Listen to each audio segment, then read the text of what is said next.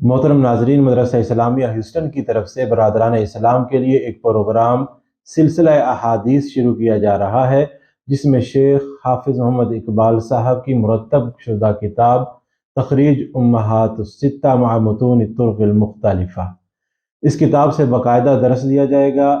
اس درس میں سب سے پہلے صحیح بخاری کی حدیث کو نمبر وار ذکر کیا جائے گا۔ اس کے بعد پھر یہ بتایا جائے گا، مثال کے طور پر امام بخاری رحمۃ اللہ علیہ نے حدیث نمبر 1 جو کتاب بدء الوحی کے اندر ذکر فرمائی وہ ہے انما الاعمال بالنیات۔ اب حافظ اقبال صاحب دامت برکاتہم العالیہ نے اس حدیث مبارکہ کو مکمل کتب سے تلاش کیا تو ان کو یہ تمام کتابوں میں سے یہ 41 حدیثیں ملی جس میں انما الاعمال بالنیات کا ذکر ہے۔ امام بخاری رحمۃ اللہ علیہ نے ٹوٹل 7 جگہ پر مختلف ابواب کے ذیل میں یہ حدیث ذکر فرمائی۔ اب امام بخاری رحمۃ اللہ علیہ نے جب یہ حدیث نمبر 1 انما الاعمال بالنیات ذکر فرمائی تو یہ کتاب بدء الوحی کے اندر پہلے نمبر پہ حدیث ذکر فرمائی۔ پھر یہی حدیث امام بخاری رحمۃ اللہ علیہ نے 54 نمبر پہ ذکر فرمائی۔ پھر اسی حدیث کو امام بخاری رحمۃ اللہ علیہ نے 2482 نمبر، پھر یہی حدیث 3811 نمبر پہ، پھر یہی حدیث 5070 نمبر پہ، پھر یہی حدیث امام بخاری رحمۃ اللہ علیہ نے 6699 نمبر پر، اور پھر یہی حدیث امام بخاری رحمۃ اللہ علیہ نے 6953 نمبر پہ ذکر فرمائی۔ پھر امام مسلم رحمۃ اللہ علیہ نے 2 جگہ پر یہ ذکر فرمائی۔ امام ابو داؤد رحمۃ اللہ علیہ نے 1 دفعہ ذکر فرمائی۔ اسی طرح امام ترمذی رحمۃ اللہ علیہ نے 1 جگہ پر ذکر فرمائی۔ امام نسائی رحمۃ اللہ علیہ نے 3 جگہ ذکر فرمائی۔ امام ابن ماجہ رحمۃ اللہ علیہ نے 1 جگہ ذکر فرمائی۔ امام احمد ابن حنبل رحمۃ اللہ علیہ نے 2 جگہ ذکر فرمائی۔ یہی حدیث جب امام ابن خزیمہ رحمۃ اللہ علیہ نے ذکر فرمائی تو یہ 5 جگہ پر ذکر فرمائی۔ ابن حبان رحمۃ اللہ علیہ نے 3 جگہ پر ذکر فرمائی۔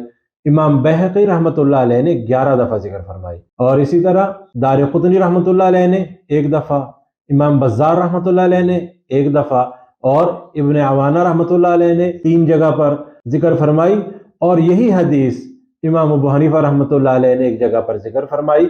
تو یہ ٹوٹل 41 دفعہ یہ حدیثیں جو ہیں وہ حافظ اقبال صاحب دامت برکاتہم العالیہ نے جمع فرمائی۔ اب آگے تفصیل میں چلتے ہیں۔ جب امام بخاری رحمۃ اللہ علیہ نے حدیث نمبر 1 ذکر فرمائی تو اب آپ غور فرمائیے گا کہ پہلی جو حدیث امام بخاری رحمۃ اللہ علیہ نے ذکر فرمائی وہ کیا ہے کہ انما الاعمال بالنیات وانما لكل امرئ ما نوى فمن كانت هجرته الى دنيا يصيبها او الى امرأة ينكحها فهجرته الى ما هاجر الیہ۔ یہ حدیث نمبر 1 ہے، لیکن یہی حدیث جب امام بخاری رحمۃ اللہ علیہ نے 54 نمبر پر ذکر فرمائی تو اب اس میں کیا فرق ہوا کہ وہاں تھا انما الاعمال بالنیات، لیکن جب 54 نمبر پر گئے تو وہاں کیا ذکر فرمایا؟ الاعمال بالنیہ۔ راوی اس کے بھی حضرت عمر رضی اللہ تعالیٰ عنہ ہے، اور پہلی روایت کے بھی راوی حضرت عمر ابن خطاب رضی اللہ تعالیٰ عنہ ہے۔ تو یہاں کیا فرق ہوا؟ الاعمال بالنیہ ولکل امرئ ما نوى فمن كانت هجرته إلى الله ورسوله فهجرته إلى الله ورسوله ومن كانت هجرته للدنيا يصيبها أو امرأة يتزوجها فهجرته إلى ما هاجر إليه۔ اب پہلی حدیث کے اندر کم الفاظ، اس حدیث میں زیادہ الفاظ ہیں، اور یہی حدیث جب امام بخاری رحمۃ اللہ علیہ نے 2482 نمبر پر ذکر کی تو یہاں کیا فرمایا کہ الاعمال بالنیہ۔ پہلی 54 نمبر حدیث میں تھا وَلِكُلِّ امْرِئٍ مَا نَوَى، یہاں پر کیا ذکر ہوا؟ وَلِإِمْرِئٍ مَا نَوَى۔ باقی حدیث 54 کے جیسے ہے، لیکن یہ ایک لفظ کا یہاں فرق آ گیا، وَلِإِمْرِئٍ مَا نَوَى۔ پھر یہی حدیث جب امام بخاری رحمۃ اللہ علیہ نے 3811 نمبر پر ذکر کی تو کیا فرمایا کہ الاعمال بالنیہ فمن كانت ہجرته۔ اب کیا فرق ہوا؟ وہاں تھا انما لكل امرئ، پھر آیا ولکل امرئ، پھر آیا ولامرئ، اور یہاں کیا فرمایا؟ فمن كانت ہجرته الى دنیا يصيبها۔ اب یہی حدیث جب 5070 نمبر پر ذکر فرمائی تو اب فرمایا کہ العمل بالنیہ۔ تمام روایات کے راوی جو ہیں وہ حضرت عمر ابن خطاب رضی اللہ تعالیٰ عنہ ہیں، تو کیا فرمایا کہ العمل بالنیہ، اور آگے وانما لامرئ ما نوى۔ پہلی حدیث میں تھا وانما لكل امرئ ما نوى، اس حدیث میں آیا وانما لامرئ ما نوى۔ پھر یہی حدیث 6699 نمبر پر آئی تو کیا فرمایا کہ انما الاعمال بالنیہ، پہلے تھا انما الاعمال بالنیات، یہاں پر ہے انما الاعمال بالنیہ۔ پھر آگے آئے امام بخاری رحمۃ اللہ علیہ نے یہی حدیث جب 6953 نمبر پر ذکر کی تو کیا فرمایا کہ یا ایھا الناس انما الاعمال بالنیہ۔ اب یہ عجیب لفظ یہاں ذکر فرما دیا، کسی روایت کے اندر یا ایھا الناس نہیں ہے، اس روایت کے اندر یا ایھا الناس اس کا اضافہ فرمایا،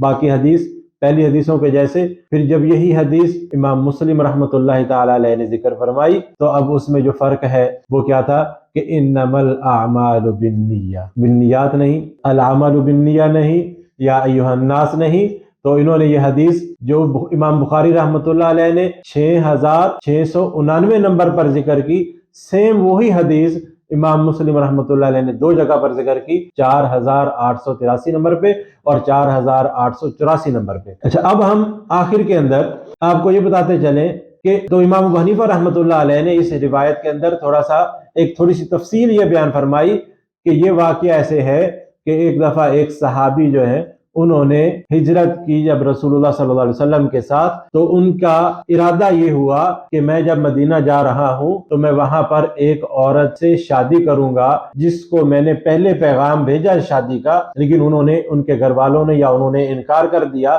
کہ ہم مکہ میں شادی نہیں کریں گے، اگر آپ کو شادی کرنی ہے تو مدینہ منورہ میں آ جائیں تو ہم شادی کر لیں گے۔ تو یہ وہاں نہیں جا سکے ہجرت کر کے مکہ سے مدینہ کی طرف، لیکن جب مسلمانوں نے ہجرت کی تو وہ بھی حضور صلی اللہ علیہ وسلم کے ساتھ ہجرت کر آئے، اور ان کا پروگرام جو تھا وہ شادی کا تھا، ساتھ کہ ہجرت بھی ہو جائے اور شادی بھی ہو جائے۔ تو حضور صلی اللہ علیہ وسلم نے یہ حدیث مبارکہ ارشاد فرمائی کہ انما الاعمال بالنیات، کہ جس کی جو نیت ہوگی، اگر اس نے شادی کی نیت کی ہے تو اس کو شادی اس کی حاصل ہوگی، اور اگر اس نے اللہ اور اس کے رسول کے لیے ہجرت کی ہے تو اب وہ اس کا اجر جو ہے وہ اللہ اور اس کے رسول دیں گے۔ تو اب ان کا نام جو ہے وہ مہاجر ام قیس پڑ گیا۔ اب اسی چیز کو امام سیوطی رحمۃ اللہ تعالی علیہ نے اپنی الفیہ فی الابیات کے اندر یہ ذکر فرمایا، ایک شعر ارشاد فرمایا کہ مثل حدیث انما الاعمال سببه فيما رووا وقالوا مهاجر لام قیس كنكح من ثم ذکر امرأة فيه صلح۔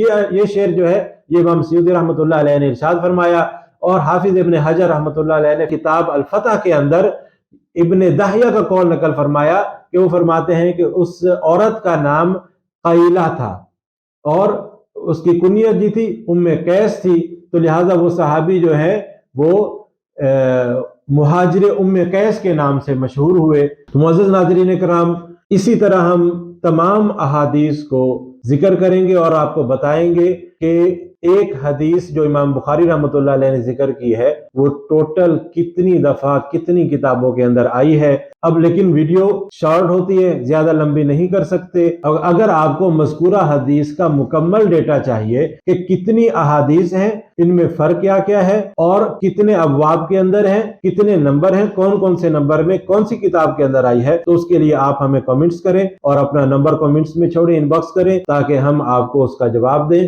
اور مکمل ڈیٹا آپ کو ای میل کر دیا کریں گے۔ اور اسی طرح آپ ہمارے ساتھ جمع رہیں اور ہمارے چینل کو سبسکرائب کریں اور ہمارے ہر ویڈیو کو لائک کریں اور شیئر کریں، تاکہ ہم لوگ زیادہ سے زیادہ لوگوں تک یہ حدیث کا علم پہنچا سکیں۔ وآخر دعوانا الحمدللہ رب العالمین۔